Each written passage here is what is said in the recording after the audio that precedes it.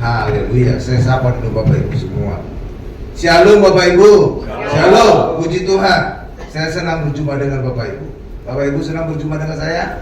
Haleluya. Pasti. Kenapa? Karena akan diberkati. Mana ada orang yang akan diberkati marah? Kecuali kalau saya ingin marahin saudara, itu saudara bisa tidak senang. Amin.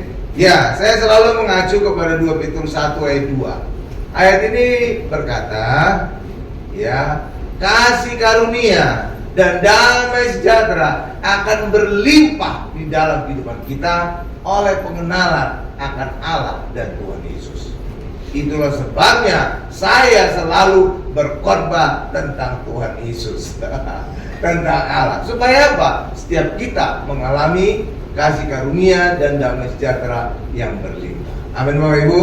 Ya, dan yang lebih ekstrimnya lagi, saya selalu mengkhotbahkan berurutan dari kitab di Alkitab, mulai dari Kejadian, Keluaran, Imamat, Bilangan, terus sampai Wahyu. Dan lebih ekstrim lagi, ekstrim semua nih Bapak Ibu. Kesimpulannya harus Tuhan Yesus. Nah itu, kok bisa Pak?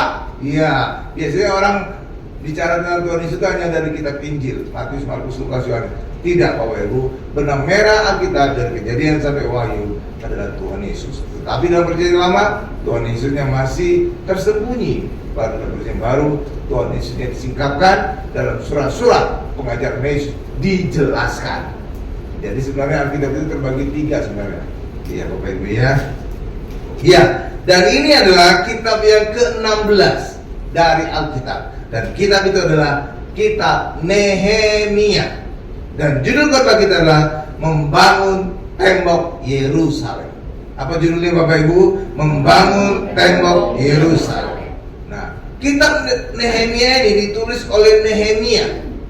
Ya, jadi Alkitab itu ada nama-nama penulisnya, ada nama-nama orang yang menyampaikan firman-Nya. Itulah sebabnya di gereja ini, Mount Hermon Church, nama pendeta yang menyampaikan firman disebutkan. Kalau di gereja lain banyak itu diumpetin Bapak Ibu. Karena mereka berkata, jemaat itu datang ke gereja bukan cari pendeta, tapi cari Tuhan Yesus. Nah itu alasannya kesannya rohani. Amin ya Bapak Ibu. Ya kan? Iya. Tapi saya menjadikan Alkitab sebagai standar. Karena itulah Alkitab menyatakan penyampai firman ada nama orang-orangnya. Kalau seandainya Allah tidak ingin Alkitab itu ada nama orangnya, harusnya kitab itu dikasih nomor. Kitab 1, kitab 2, kitab 3 sampai 66 gitu kan. Kan enggak artinya kan? Ada nama orangnya kan? Ada. Bahkan Injil aja ada nama penulisnya.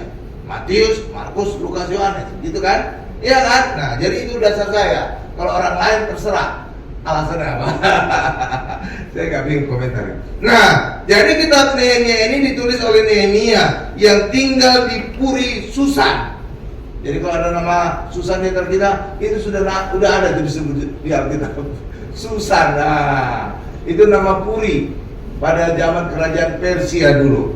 Dan Nehemia ini menjabat sebagai juru minum Raja Artasasta.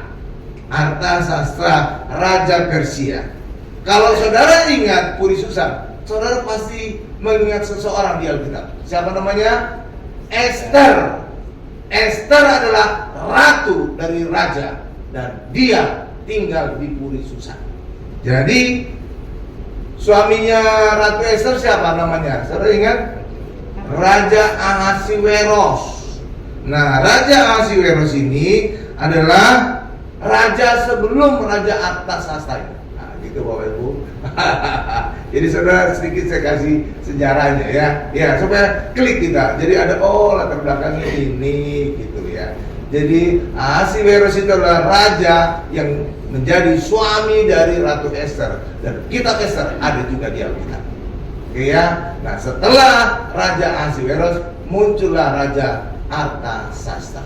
Oke? Dan inilah juru minumnya adalah Nehemia dan penulis kitab Nehemia. Gitu Bapak Ibu. Hebat juga ya, juru minum penulis dari Alkitab. Oke ya. Tapi ya biasa zaman dulu Bapak Ibu. Bahkan juga Ada nabi-nabi itu sebelumnya petani, ada penggembala, jadi ya biasa-biasa gitu. Sebenarnya juru minum ini juga udah keren nih. Ya. Ternyata saat pembangunan ini tembok ini Bapak Ibu nggak lancar, banyak gangguan. Iya, bahkan gangguannya ekstrim sehingga saat pembangunan juga wah ekstrim sekali. Nanti kita lihat kan, nanti akan kita lihat juga. Pak, apa hubungannya sama kehidupan kita Pak tentang tembok Yerusalem? Oh nanti ada, tenang aja, nanti saya akan jelaskan ya. Ya, kita buka dulu Nehemia 2 ayat 19. Jadi gangguannya itu banyak sekali Bapak Ibu. Dan siapa di balik gangguan itu? Itu adalah iblis. Karena setiap kali kita ingin membangun bait Allah, setiap kali kita ingin menyembah Allah, Tuhan, pasti iblis itu tidak senang. Maka selalu aja ada gangguan-gangguan. Oke Bapak ya, jadi biasa-biasa aja tuh. Kalau ada gangguan. Nehemia 2 ayat 19 sudah di sana. Nih di depan sudah ada. Sekarang saya juga di depan saya ada. Nehemia 2 ayat 19. Nih saya bacakan.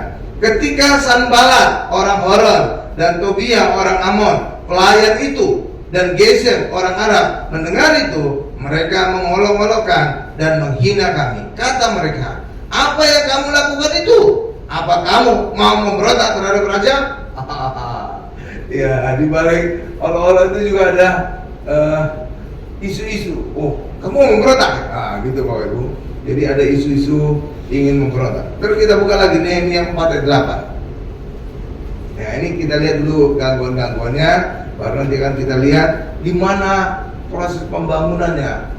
Ya, di tengah-tengah adanya gangguan-gangguan tadi. Nehemia 4 ayat 8, nih saya bacakan ya.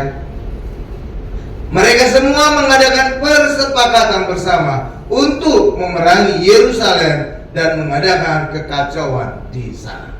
Oke. Jadi banyak gangguan-gangguan.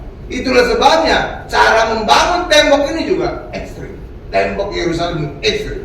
Ya. Bagaimana caranya? Nih lihat. Cara Nehemia. Jadi dia itu komandan ya Bapak Ibu. Jadi juru minum jadi pimpinan pembangunan dari tembok Yerusalem. Emangnya penting Pak tembok? Oh penting zaman dulu. Saudara lihat aja ada tembok besar Tiongkok. Benar kan? Itu kan gede sekali tuh. Katanya dari bulan aja kelihatan. Iya benar. Karena gedenya. Iya. Dan itu gunanya untuk apa? Untuk melindungi kota itu, untuk melindungi bangsa itu dari serangan-serangan musuh. Zaman dulu ya Bapak Ibu. Kalau sekarang mah gak ada artinya tembok itu. Di meriam itu jebol semua. Gak ada artinya lah. Tapi zaman dulu kan gak ada senjata-senjata canggih, gak ada bom. Jadi ya hanya panah, tombak, pedang, kayak gitulah. Kalau itu kan gak bisa menjebol tembok kan. Ya, jadi tembok itu penting untuk memagari, untuk melindungi kota ataupun suatu negara. Coba kita lihat gimana cara Nehemia membangun di tengah-tengah adanya gangguan-gangguan ini. Nah, kita lihat Nehemia 4 ayat 13. Sudah di sana Nehemia 4 ayat 13, ini saya bacakan ya. Maka aku, siapa nih aku? Nehemia, tempatkan rakyat menurut kaum keluarganya dengan pedang, tombak dan panah di bagian-bagian yang paling rendah dari tempat itu, di belakang tembok, di tempat-tempat yang terbuka. Saya ingin garis bawahi, coba dulu yang tadi, jangan dulu ditentukan. Menurut kaum keluarga, coba garis diarsir ibu. Nah, menurut kaum keluarga, saudara tahu nih, ini taktik gitu nih. Jadi pembangunan tembok itu mungkin ada bolong sini, mungkin masih ada sisa dikit ya. Tapi pembangunannya itu ditempatkan keluarga demi keluarga. Supaya apa? Supaya orang mati-matian melindungi tembok itu karena di situ ada keluarganya. Akan luar biasa taktiknya kan. Kalau seandainya nggak ada keluarganya itu, ya kalau dia ketakutan kabur aja, ya kan. Kalau musuhnya kayaknya gede, dia kabur aja. Tapi kalau keluarganya itu, mana mungkin dia tinggalkan anak istrinya, ya kan? Nah kan taktiknya canggih ya, canggih. Jadi dia pasti berjuang mati-matian. Seandainya musuh pun besar, dia tetap bertahan. Kenapa? Di situ ada istri anak. Dia harus bela tuh mati-matian kan. Tapi coba kalau nggak ada istri anak kan, musuhnya gede, kabur ya. Ya kan, secara psikologis saja kan, saudara bisa bayangkan kan? Iya, jadi canggih Nehemia nih. Nah, contohnya pintu gerbang domba dibangun oleh imam besar Eliasib dan para saudara-saudaranya. Pintu gerbang ikan dibangun oleh Bani Senaa. Pintu gerbang lembah dan pintu gerbang sampah diberbagi oleh Hanun dan penduduk Zanua. Pintu gerbang mata air diberbagi oleh Salum bin Kolhose, penguasa wilayah Mispa. Pintu gerbang Depo dibangun oleh keluarga Saragi. Oh, itu enggak. Itu tambahan intermezzo. Amin. Iya. Haleluya. Jadi itu dibagi atas keluarga-keluarga Bapak Ibu. Supaya apa yang tadi saya jelaskan? Supaya mereka melindungi, membela tempat mereka itu mati-matian. Iya kan? Masuk akal ya Bapak Ibu ya? Iya dong. Kalau di situ ada istri anaknya, dia nggak mungkin kabur, nggak mungkin lari. Dia harus melindungi istri anaknya kan? Iya. Pintar ini. Ditempatkan keluarga demi keluarga untuk bangun tembok. Sehingga apa? Mereka akan mati-matian melindungi tempat mereka karena di situ ada istri dan anak-anak mereka. Luar biasa ya. Nih kita lihat lagi, benar itu Nehemia 4 ayat 14. Coba kita lihat. Luar biasa ya. Jadi di sini kita di Alkitab itu ya, kita bisa banyak belajar di situ. Iya Bapak Ibu, luar biasa ya. Nehemia 4 ayat 14 ini saya bacakan ya. Ku amati, ini siapa yang amati? Si Nehemia.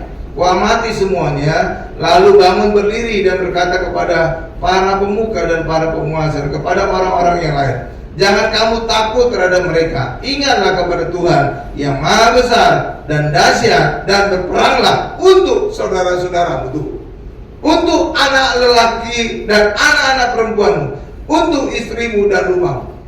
Ya, tuh lihat tuh. Jadi Nehemia itu sengaja pada keluarga supaya apa? Mereka bukan hanya melindungi tembok tempat mereka bangun, tapi melindungi juga keluarga mereka, saudaranya, anak laki, anak perempuan, istrinya. Ya mereka itu berjuang mati-matian, nggak mungkin kabur. Dilihat musuh gede, banyak kabur. Iya, kalau nggak ada keluarganya kabur ya. Kalau di situ ada anak istrinya, mana mungkin? Dia pasti berjuang mati-matian. Segede apapun musuh pasti dia lawan. Oke Bapak ya, pintar ya Nehemia ya. Pintar. Ya, haleluya. Dan inilah taktik canggih dari Nehemia. Karena semua orang akan bersungguh-sungguh membangun tembok dan mati-matian melindungi keluarga mereka. Ya, hebat. Nah, kita lihat bagaimana cara mereka itu membangun. Penuh kesiagaan.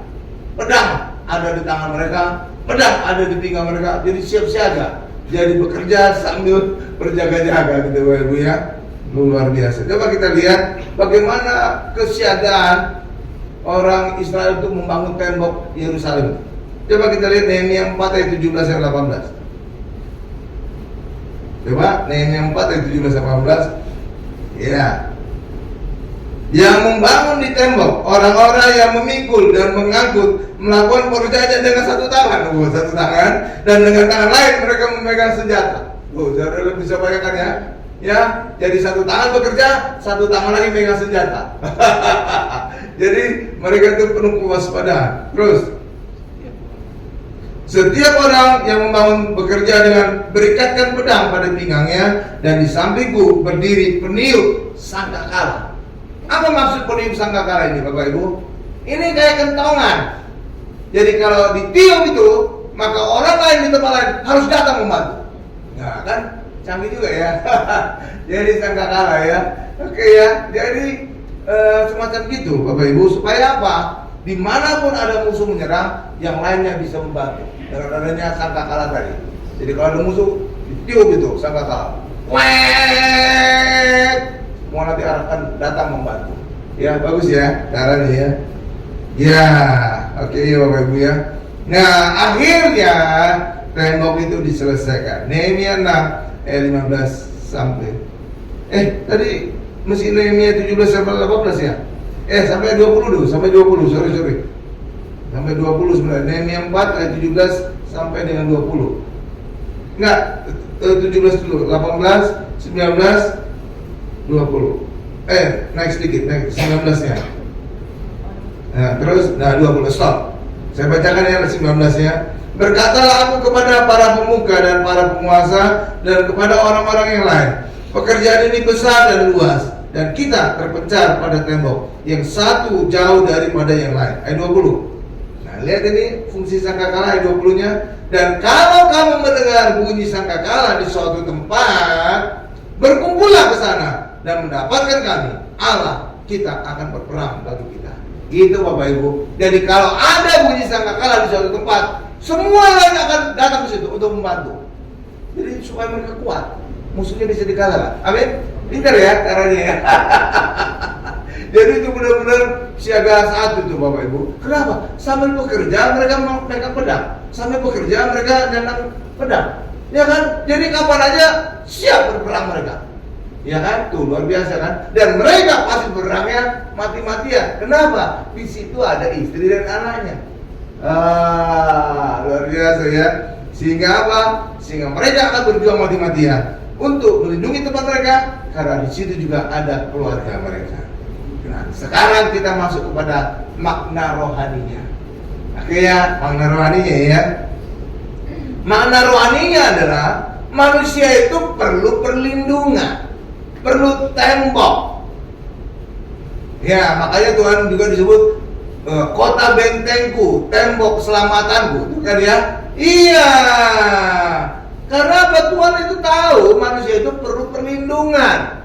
Kenapa perlu perlindungan? Karena setan selalu berusaha mencuri, membunuh, dan membinasakan. Karena itulah manusia perlu perlindungan dari Tuhan.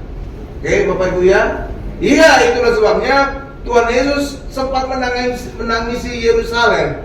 Nah, Yerusalem itu adalah gambar orang Israel. Kenapa? Karena mereka menolak Yesus. Padahal Yesus datang untuk menjadi juru selamat bagi mereka. Pertama kali yang akan diselamatkan Tuhan adalah orang Israel, bukan kita, bukan. Karena itulah Yesus berkata, aku diutus kepada domba-dombaku yang hilang, dan itu menuju kepada orang Israel.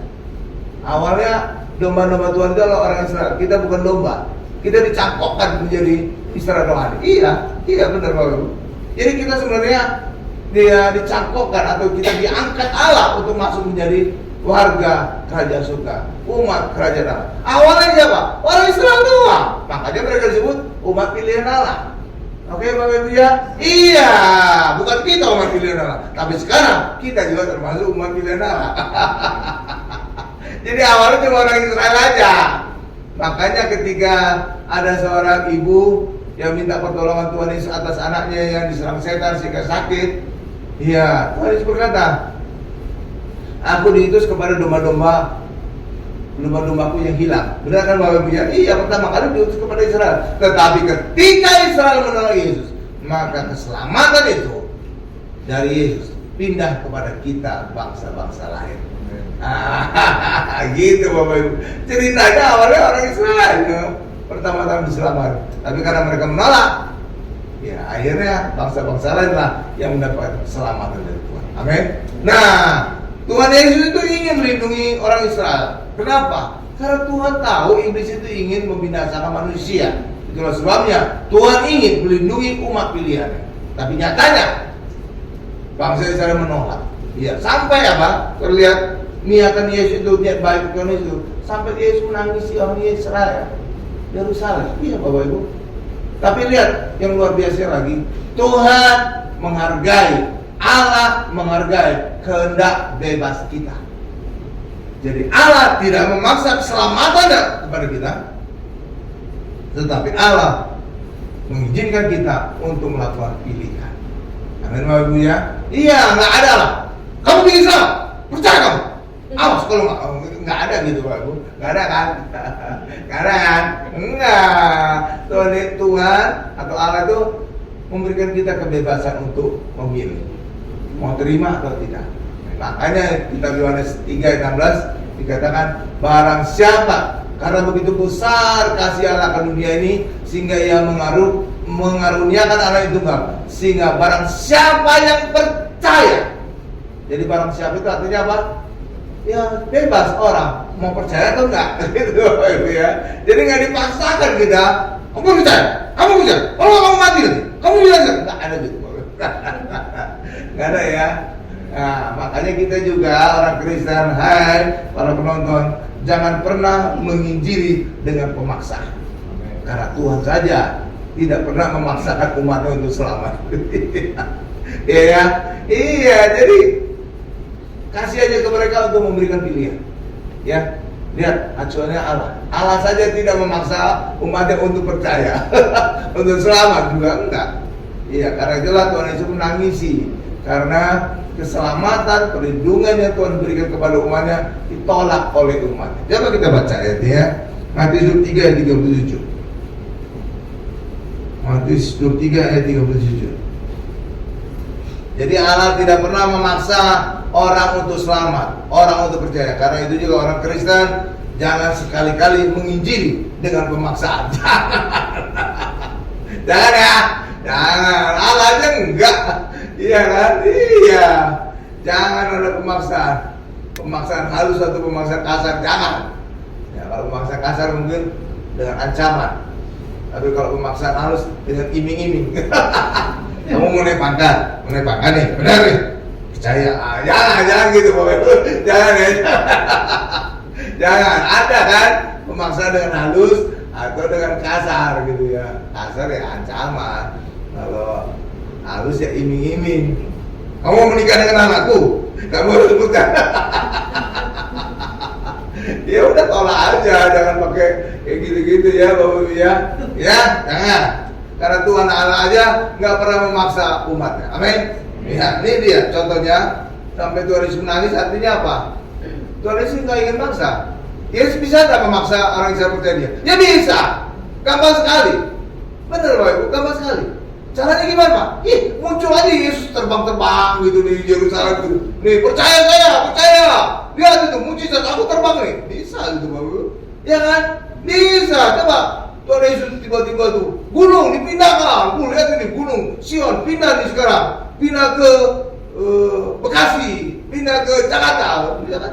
Gitu kan? Pasti orang percaya kan? Tapi Allah nggak kayak gitu, nggak memaksa. Ya, jadi kalau Allah ingin memaksa, gampang sekali bagi Allah. Tunjukkan aja luar biasa hal-hal yang dahsyat gitu. Iya kan? Iya. Tapi Allah enggak kan? Iya. Nih, kita lihat lagi. Ini ucapan Tuhan Yesus. Yerusalem, Yerusalem, engkau yang membunuh nabi-nabi dan melempari dengan batu orang-orang yang diutus kepadamu. Nih, jadi orang Israel zaman dulu menghukum mati orang itu dengan lempari batu. Di sini muncul satu pertanyaan yang menggelitik. Kenapa? Kenapa Yesusnya matinya bukan dilempari batu, tapi kenapa disalib? Nah, cara kritis gitu ya. Hari Kamis tanggal 1, tanggal berapa? Saya khotbah tentang salib. Ya, datang ya, supaya saudara ngerti. Kenapa Yesusnya mati disalib, bukan dilempari batu? Karena umumnya hukuman mati bagi orang Israel dilempari batu. Iya Bapak Ibu. Iya, nih lanjutkan lagi. Melempari batu dengan batu orang-orang yang diutus kepadamu. Berkali-kali aku rindu mengumpulkan anak-anakmu, sama seperti induk ayah mengumpulkan anak-anaknya di bawah sayapnya, tetapi kamu tidak mau. Jadi Tuhan Yesus menangisi. Iya, karena apa? Tuhan Yesus tidak ingin memaksa. Kalau memaksa gampang sekali bagi Tuhan. Amin. Ya kan, tapi Tuhan Yesus tidak memaksa. Dan ternyata Tuhan Yesus ditolak, makanya Tuhan Yesus nangisi. Kenapa Tuhan Yesus nangisi? Karena Tuhan Yesus bisa melihat jauh ke depan. Dia adalah Alfa dan Omega, sehingga dia bisa melihat apa nasib orang Israel ribuan tahun kemudian. Iya, iya. Dan tempat Tuhan Yesus menangisin itu sekarang di Israel sudah didirikan sebuah gereja. Iya, Bapak Ibu. Dia namanya gereja itu Dominus Flevit. Itu bahasa Latin. Artinya adalah Tuhan menangis. Dominus itu adalah Tuhan, Flevit itu adalah nangis.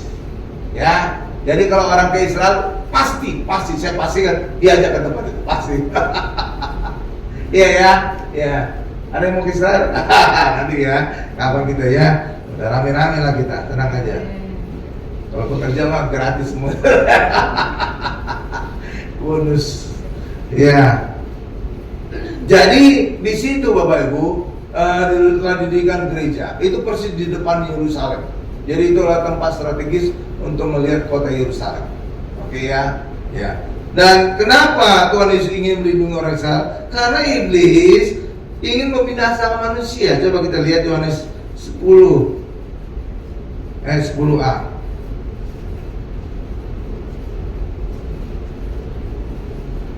Nah, ini.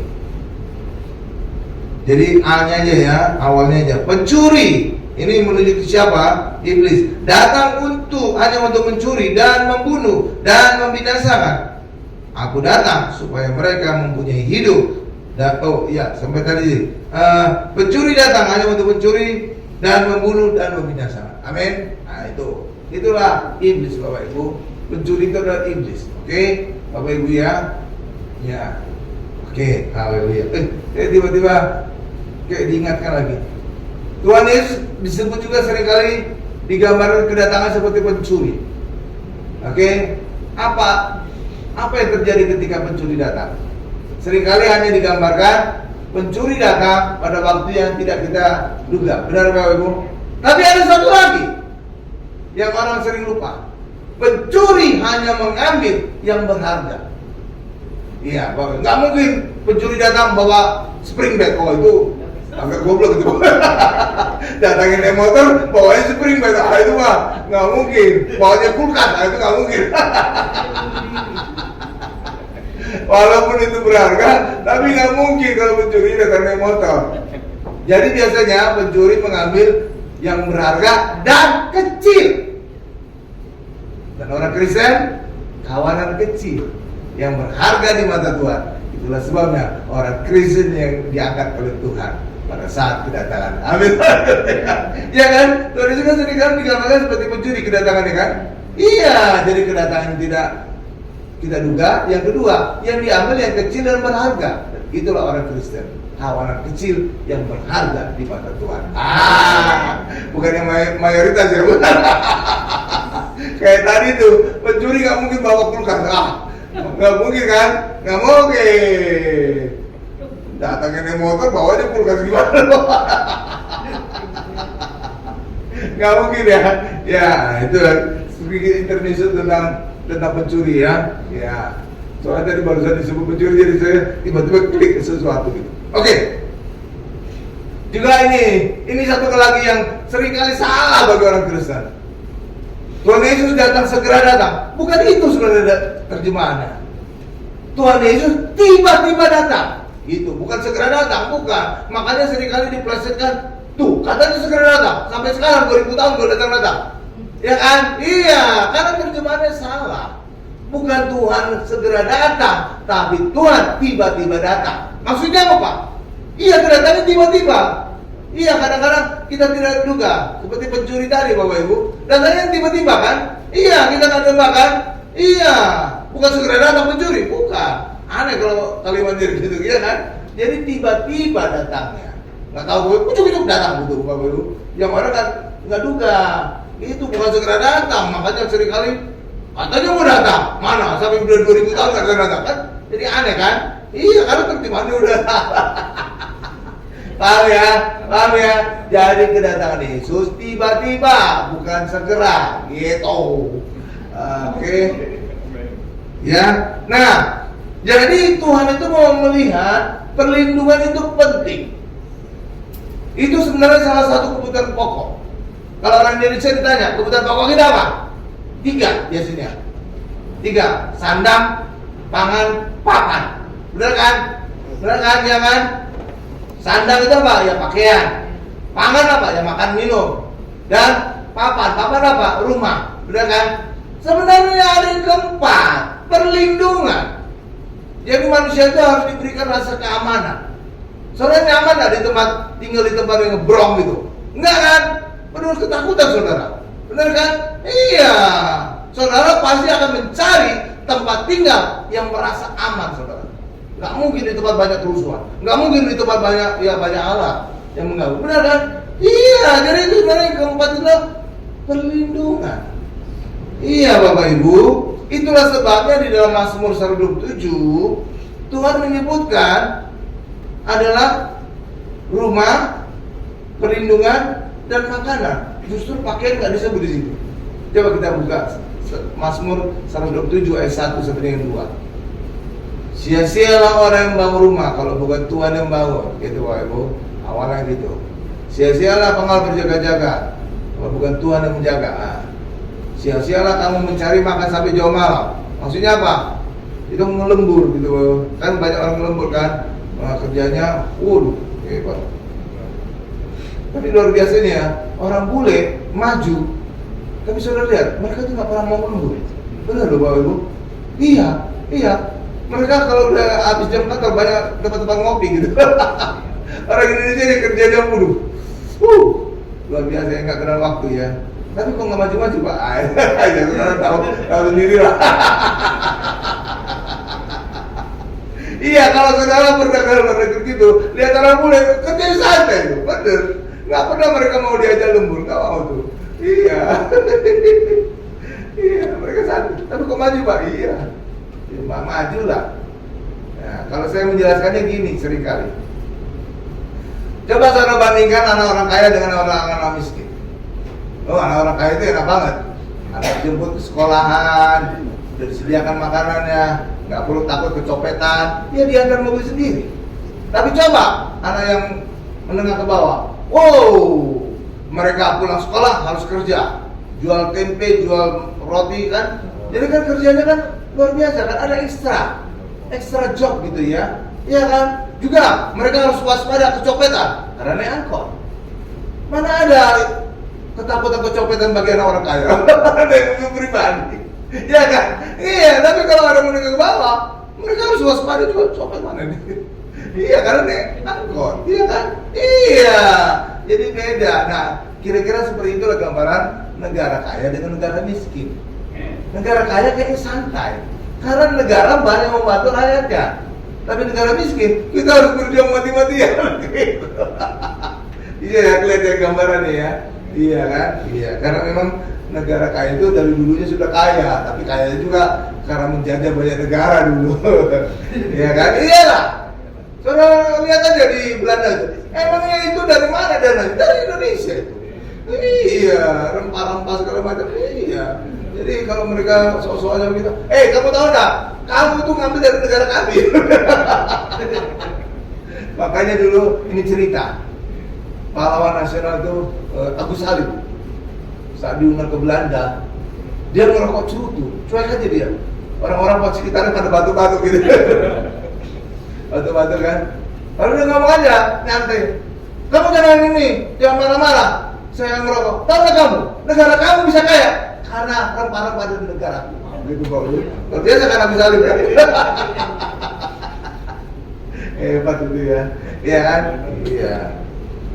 Iya, pokoknya negara maju itu pasti dulu negara penjajah aja. Iya, coba lihat di mana aja. Iya. Kalau kemana mungkin kucu-kucu kaya gitu. Ya kan? Ya oke, itu intermezzo. Ini tadi. Ini. Mazmur 7 ayat 1. Nah, coba saya lihat kalimat pertamanya. Nyanyian jarak. Artinya apa? Kita Mazmur bukan Raja Daud saja penulisnya. Salah satu yang lain adalah Salomo. Ada juga Musa. Memang yang paling banyak tulisan Raja Daud. Tapi saudara jangan salah ya. Jadi kita Mazmur bukan Daud saja penulisnya. Paham ya? Iya. Saudara lihat aja ada kalimat awalnya. Seringkali itu jadi info. Oke ya? Ya. Nyanyian Jara Salomo. Jikalau bukan Tuhan yang membangun rumah, sia-sialah usaha orang yang membangunnya. Jikalau bukan Tuhan yang mengawal kota, sia-sialah pengawal berjaga-jaga. Ayat 2. Sia-sialah kamu bangun pagi-pagi dan duduk-duduk sampai jam malam. Itu melembur. Dan makan roti yang diperoleh dengan susah payah, sebab ia memberikannya kepada yang dicintainya pada waktu itu. Nah, saudara lihat itu. Pertama, membangun rumah. Coba awal lagi Bu. Satu, membangun rumah. Jadi kebutuhan pokok manusia, rumah. Itu satu. Oke. Yang kedua apa? Pengawal berjaga-jaga. Jadi perlindungan. Jadi itu adalah bagi Tuhan itu adalah kebutuhan pokok kedua. Oke? Pengawal berjaga-jaga. Yang ketiga apa? Makan. Iya, sia-sialah kamu duduk-duduk sampai malam, ya kan? Makan, ya kan? 3 kan? Ya kalau orang Indonesia kan 3-nya lain. Sandang, pangan, papan. Oke ya, sandang berarti pakaian, pangan berarti makan, dan yang ketiga adalah papan. Yang sama adalah papan sama pangannya ya. Perlindungannya nggak ada. Bagi Tuhan, perlindungan itu salah satu kebutuhan pokok. Kalau lihat itu, iya, karena Tuhan tahu manusia itu dirongrong oleh iblis, diganggu oleh iblis, akan dicuri oleh iblis, akan dibunuh, dibinasakan oleh iblis. Makanya salah satu kebutuhan pokok manusia adalah perlindungan. Dan bagi kita hari ini adalah keselamatan. Oke ya. Jadi keselamatan itu ada kebutuhan pokok manusia. Jangan dianggap remeh. Oke ya. Iya. Oke, iya, makanya luar biasa sekali ya. Jadi justru pakaian enggak. Ya, saudara bisa lihat lah. Apa contohnya Pak? Ya lihat aja. Maaf kata orang-orang pedalaman. Terlihat orang-orang pedalaman pakaiannya ada nggak? Nah, seringkali nggak ada. Minim kan? Iya. Tapi makan pasti harus makan mereka, pasti. Perlindungan pasti mereka perlindungan. Ada senjata mereka, iya kan? Iya. Tuh, rumah juga pasti ada. Iya kan? Iya. Jadi saudara bisa melihat, oh, Tuhan itu benar. Justru sandang itu bukan kebutuhan pokok, saudara. Ya kan? Suku-suku, ya pokoknya itulah, ya Bapak Ibu ya. Ya kan pakaiannya malah minim kan? Jadi artinya apa? Pakaian itu bukan kebutuhan pokok bagi mereka. Iya, tapi makanan itu pasti, kalau nggak mati mereka. Nah ya, perlindungan, mereka punya senjata. Yang ketiga, rumah. Ya kan? Jadi Tuhan itu benar firman ya.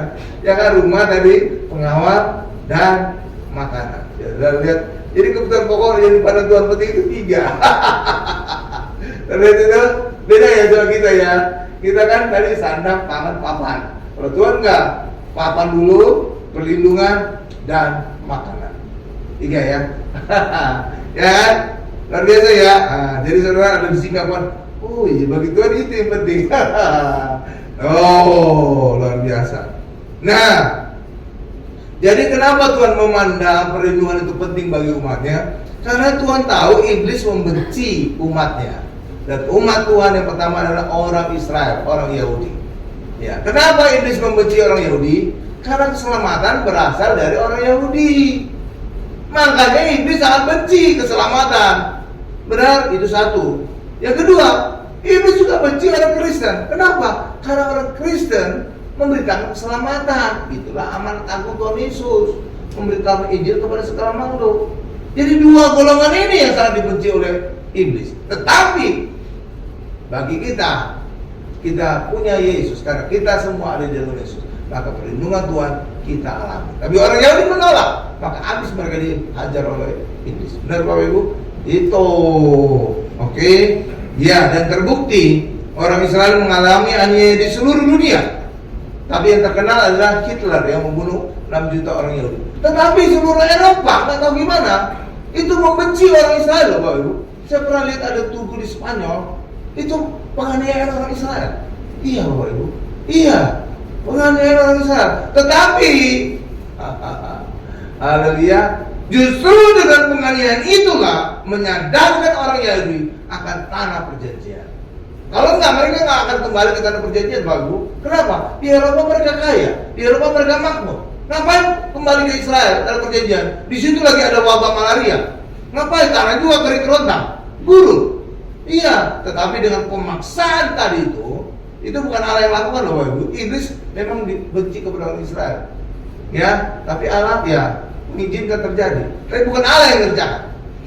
Oke Bapak Ibu ya. Sehingga orang Israel akhirnya sadar, oh iya kita hanya aman di tanah perjanjian, di tanah Israel. Itulah sebabnya mereka kembali ke tanah perjanjian. Dan kemudian mereka memproklamirkan kemerdekaan pada Mei 1948 negara Israel. Lihat itu. Kalau nggak ada penganiayaan itu orang Israel nggak akan kembali. Tapi bukan Allah di balik itu ya Bapak Ibu ya. Hal yang sama juga pada saat gereja mula-mula, itu orang Kristen, dia nanya bisa-bisa. Dan salah satu yang terbunuh yang tercatat di Alkitab adalah Stefanus. Iya, kenapa Allah mengizinkan penganiayaan yang dialami oleh gereja mula-mula, orang Kristen mula-mula? Karena orang Kristen tidak melakukan perintah Tuhan Yesus. Apa perintah Tuhan Yesus kepada mereka? menjadi saksi Yesus di Yerusalem, Yudea, Samaria sampai ke ujung bumi. Itu kan perintah kan? Benar nggak Bapak Ibu? Perintah itu. Dan nyatanya mereka nggak kemana-mana, di Yerusalem aja ngumpul-ngumpul sama orang Kristen. Ya Bapak Ibu. Sehingga apa? Program Allah penginjilan seluruh dunia nggak berjalan. Maka Allah mengizinkan terjadi aneh, sehingga mereka teraniaya besar-besaran, sehingga semua orang Kristen pergi ke seluruh dunia. Dan pada saat mereka terpencar ke seluruh dunia ini, terdiaspora ke seluruh dunia, disitulah mereka menginjili, sehingga segala bangsa mendengar berita Injil, termasuk juga kita semua. Oke ya Bapak Ibu. Jadi Allah mengizinkan terjadi aniaya itu. Ya, tapi bukan Allah yang melakukan. Karena memang iblis benci kepada orang Israel dan orang Kristen. Tapi Allah mengizinkan hal itu terjadi supaya rancangannya untuk Injil tersebar ke seluruh dunia itu terjadi. Hal yang sama juga dengan kisah Ayub. Ayub berkata begini, Tuhan yang memberi, Tuhan yang mengambil. Dan gak tahu gimana, banyak pendeta mengutip ayat ini, padahal ini salah. Saudara jangan mengutip ayat ini Bapak Ibu ya. Kenapa? Yang memberi benar Tuhan. Tapi saudara lihat, yang mengambil anak-anaknya, mengambil ternaknya Ayub, yang mengambil kesehatan, siapa? Iblis, bukan Tuhan. Benar kan? Tapi iblis minta izin Tuhan. Tapi yang lakukan bukan Tuhan, iblis. Makanya jangan salah kutip ayat. Banyak kali pendeta itu ngutip, gimana? Pendeta nggak baca ayat apa ini? Atau nggak ngerti? Perlu saya kasih training kali ya. Iya, jangan salah. Allah itu tidak pernah mengambil apapun dari kita. Tuhan memberkati itu benar. Tapi Tuhan mengambil itu tidak pernah benar. Coba saudara lihat aja kisah di saat Tuhan Yesus hadir di dunia. Pernah tak Tuhan Yesus berkata kepada seorang, kamu sehat sekali, saya ambil kesehatan kamu? Nggak ada gitu kan? Nggak ada kan? Kamu kaya sekali, saya ambil kesehatan? Nggak ada. Nggak ada kan? Nggak ada. Makanya jangan menyebutkan Tuhan yang mengambil apapun dari diri saudara. Iya, tapi nggak tahu gimana ayat ini, ucapan ayat ini dipakai banyak pendeta, khususnya pada saat orang meninggal, untuk menghibur keluarganya. Tuhan yang memberi, Tuhan yang mengambil. Kita datang dengan telanjang, maka akan kembali dengan telanjang, gitu. Biasanya kan, itu udah salah. Ya kan, saudara lihat kan? Ya, saya tunjukkan fakta-faktanya. Supaya kita, oh iya benar juga ya. Bukan Tuhan yang ngambil, iblis yang ngambil. Iya, iblis tapi minta izin kepada Allah. Oke ya, sekarang harus baca kisah Ayub itu secara lengkap supaya kita paham. Oh iya. Gitulah Bapak Ibu. Amin. Haleluya. Jadi jangan mengutip ucapan Ayub ya. Ayub itu bisa salah juga. Nabi bisa salah. Pendeta bisa salah. Ya kan? Apa Pak contohnya lagi salah? Yaitu Musa. Dia sempat salah kan? Buktinya salah. Dia nggak masuk tanah Kanaan. Ya. Itu kan Nabi besar orang Israel itu. Nabi Musa. Iya. Bisa salah kan? Iya. Makanya. Jadi jangan berpikir Nabi itu nggak bisa salah. Oh bisa. Mereka manusia juga. Amin. Iya. Oke. Haleluya. Nah sekarang kita lihat tembok Israel sekarang ini kayak gimana? Ya, tapi saudara jangan lihat ini. Nah, inilah tembok itu, Bapak. Saudara itu gambarnya. Tapi zaman sekarang nggak lagi kayak gini kan masih bagus ini kuning bagus. Kalau sekarang udah putih, belel hitam, ya ribuan tahun ya udah kasih gitu. Benar loh Bapak ya? Iya ribuan tahun ya udah kasih kena sinar matahari, kena hujan segala macam. Jadi bisa belel. Ini saya ambil gambar bagusnya aja. Jadi tembok Yerusalem seperti gini lah kira-kira. Oke ya Bapak Ibu ya. Nah, ya.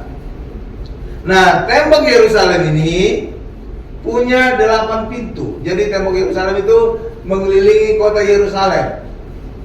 Mengelilingi kota Yerusalem. Dan tembok ini punya 8 pintu. 8 pintu. Kalau dalam kitab Wahyu nanti dikatakan ada Yerusalem baru. Itu ada 12 pintu gerbang. Nah, itu sejumlah suku Israel dan juga sejumlah rasul Israel.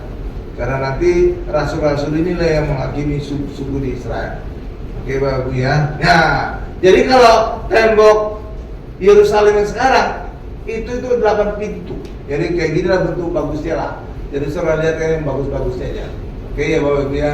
Jangan saudara lihat yang jelek-jelek ya. Ya gitu.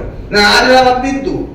Itu ada pintu gerbang Damaskus, ada pintu gerbang baru, pintu gerbang Java, pintu gerbang Sion, pintu gerbang sampah. Ini tempat sama-sama dibuang. Pintu gerbang emas. Tapi pintu gerbang ini tertutup dan terbuka, dipercaya pada saat Tuhan Yesus datang kedua kali. Dan Tuhan Yesus akan masuk pintu gerbang ini ke Yerusalem. Gerbang singa atau Stefanus, karena di sinilah Stefanus ditimpuki batu sampai mati. Pintu gerbang Herodes atau pintu gerbang bunga. Oke ya, itu ada 8. Tapi saya ingin menjelaskan ada satu hal yang ucapan Tuhan Yesus. Ya, jadi bukan tembok ini dengan 8 pintu gerbangnya, enggak. Tapi tentang lubang jarum. Saudara pernah dengar lubang jarum? Nah, Tuhan Yesus berkata, lebih mudah seekor onta masuk lubang jarum daripada seorang kaya untuk masuk kerajaan surga. Ya kan? Ya kan? Ya, tapi saudara jangan merasa gimana gitu kalau kaya, enggak. Tuhan Yesus tidak membenci orang kaya. Buktinya Abraham aja kaya, Yusuf aja kaya, Daud aja kaya, banyak orang kaya. Tapi mereka tidak terikat kepada hartanya, tapi mereka juga bisa membantu pekerjaan Tuhan. Amin, Bapak Ibu ya. Jadi jangan merasa meninggal orang kaya, enggak Bapak Ibu. Bukan itu maksudnya. Maksudnya itu saudara baca konteksnya. Jadi ketika ada ayat jangan saudara asal comot, tapi baca ayat sebelumnya, baca ayat sesudahnya. Situ saudara sudah bisa dapat cerita utuhnya gimana. Oke Bapak Ibu ya. Iya, jangan asal comot aja. Ini kita lihat Markus 10 ayat 25. Nah, onta. Oh, tadi ada gambar ontanya. Coba Bu tampilkan lagi. Ontanya kayaknya bagus. Nah, gitu. Fakta Alkitab ya. Onta masuk lubang jarum.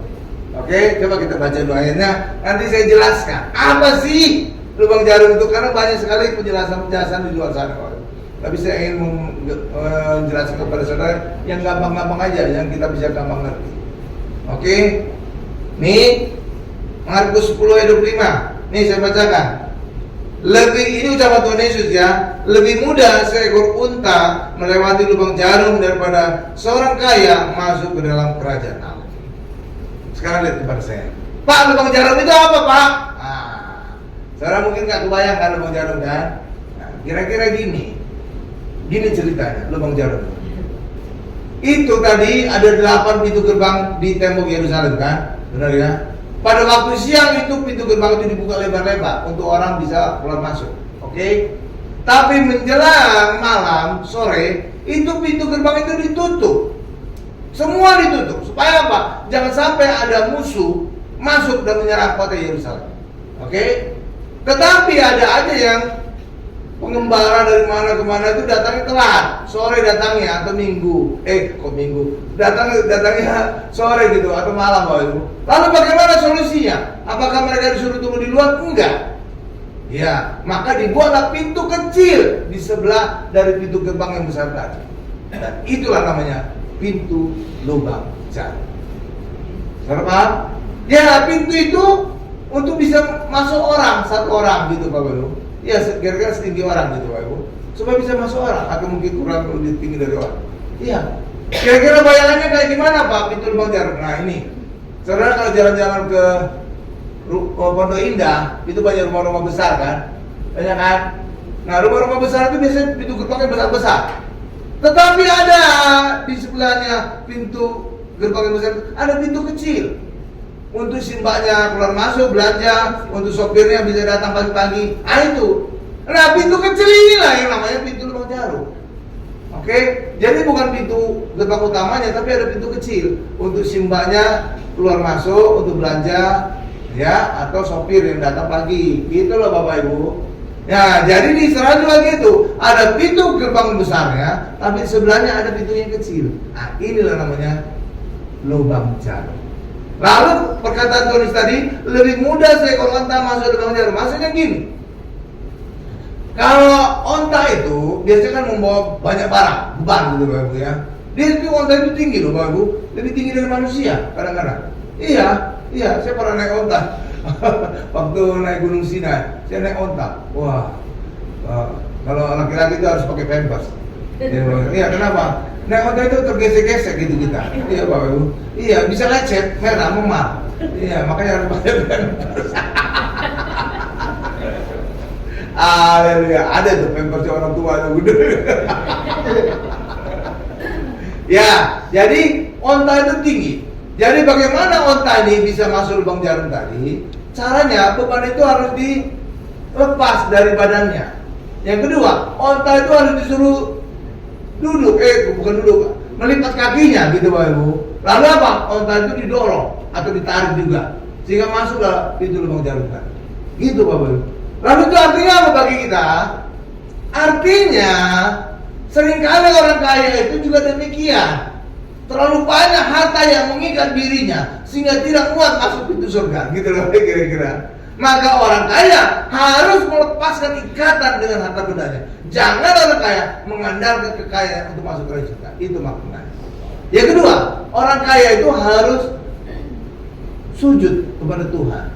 Iya, karena kecenderungan orang kaya itu pongah gitu, sombong gitu Bapak Ibu. Jalan aja, matanya bukan lihat orang gitu Bapak Ibu. Ini enggak? Seringkali orang kaya bukan matanya lihat ini, hidungnya yang melihat. Siapa kamu? Urusan apa? Gitu. Jadi bukan melihat pakai mata, pakai hidung. Kami berdiri. Siapa kamu? Urusannya apa? Gitu loh Bapak Ibu. Jadi bukan pakai mata ngelihat, pakai lubang hidung. Gitu. Makanya bisa nyangkut di pintu surga. Makanya orang kaya itu harus sujud. Kayak onta tadi Bapak Ibu.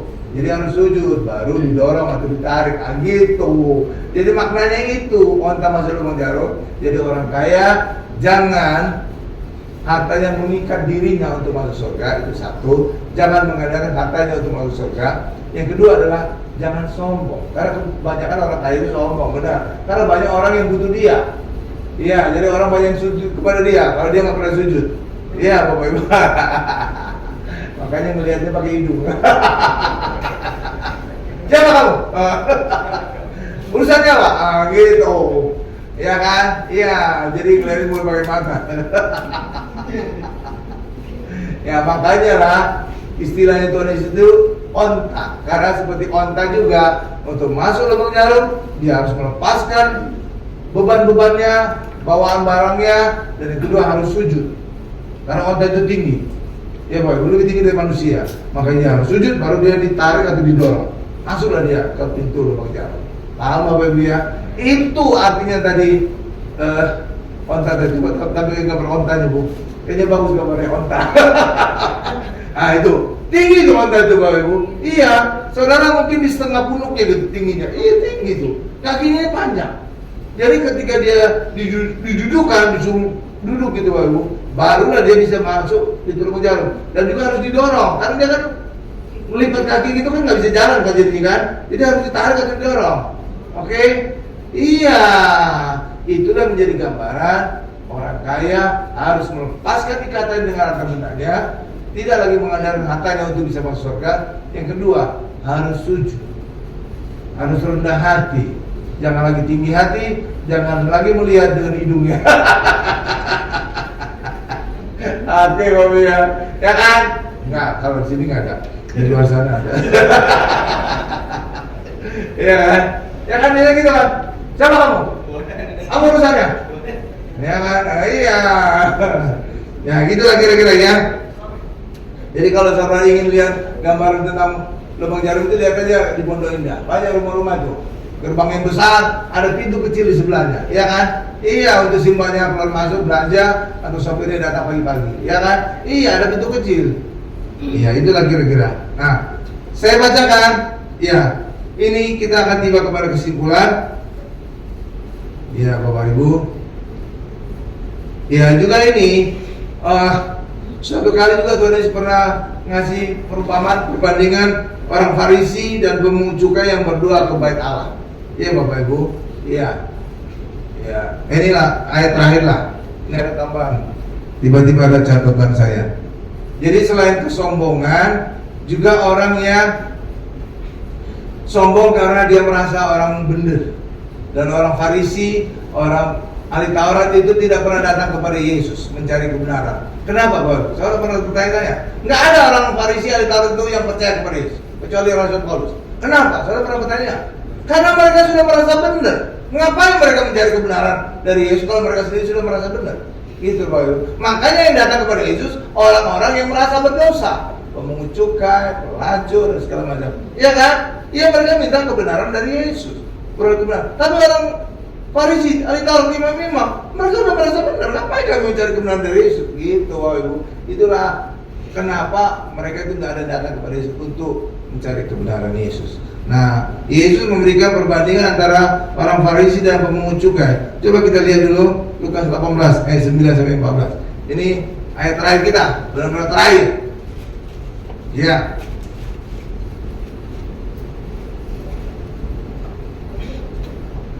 Ya. Lukas 18 ayat 9 sampai 14 sudah sana. Nah, dan kepada beberapa orang yang menganggap dirinya benar dan memandang rendah semua orang lain, Yesus mengatakan perumpamaan ini. Ada dua orang pergi ke bait Allah untuk berdoa. Yang seorang adalah Farisi dan yang lainnya pemungut cukai. Orang Farisi itu berdiri dan berdoa dalam hatinya, "Ya Allah, aku mengucap syukur padamu karena aku tidak sama seperti semua orang lain. Bukan perampok, bukan orang lalim, bukan pezina, dan bukan juga seperti pemungut cukai ini. Aku berpuasa 2 kali seminggu sehingga aku kurus kering." Oh, itu nggak ada ya? Berpuasa 2 kali seminggu, aku memberikan 1/10 dari segala penghasilanku. Ayat 13. Tetapi pemungut cukai itu berdiri jauh-jauh, bahkan ia tidak berani menengadah ke langit, melainkan memukul dirinya dan berkata, "Ya Allah, kasihanilah aku orang berdosa ini." Ayat 14.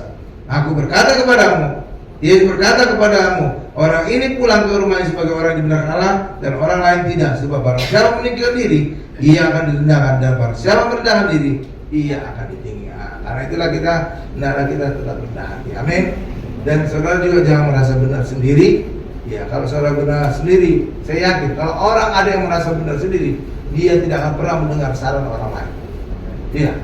Kenapa bisa gitu? Karena dia sudah penuh dengan kebenarannya, sehingga tidak ada space, tidak ada ruang untuk mendengarkan pendapat orang lain. Gitu, Pak Ibu. Iya, itu adalah sebabnya kalau orang tinggi hati, sombong, pasti paling susah dikasih penjelasan. Karena dia sudah penuh dengan dirinya sendiri, sehingga dia tidak punya tempat lagi untuk menerima pendapat orang lain. Ya kan? Iya, itu. Makanya mari kita rendah hati, sehingga kita punya space, punya ruang untuk mendengarkan pendapat-pendapat orang lain, dan itu akan membuat hidup kita lebih baik. Amin, Bapak Ibu. Amin. Saya tutup dengan tadi, saya ulang lagi Mazmur 107 ayat 1 dan 2. Tuhan tahu kita butuh rumah, pengawalan dan makanan. Sadari kita adalah anak-anak yang dikasih Tuhan, maka Tuhan akan sediakan semuanya bagi kita. Amin, Bapak Ibu. Amin. Kita tundukkan kepala kita. Terima kasih Tuhan untuk firman-Mu hari ini. Hari ini kami diajar tentang membangun tembok Yerusalem. Dan di sini ada gambaran rohaninya. Gambarannya adalah perlindungan adalah salah satu kebutuhan pokok manusia. Karena manusia itu, khususnya umat Tuhan, itu akan diserang oleh iblis, pencuri, pembunuh, dan pembinasa. Itulah sebabnya perlindungan menjadi kebutuhan pokok orang Kristen. Rumah, perlindungan, dan makanan adalah kebutuhan pokok orang Kristen. Dan kita percaya perlindungan Tuhanlah yang membuat kita hari ini sebagaimana kita hari ini. Terima kasih Tuhan untuk firman-Mu. Dalam nama Tuhan Yesus kami berdoa dan mengucap syukur. Haleluya. Sama-sama kita berkata amin.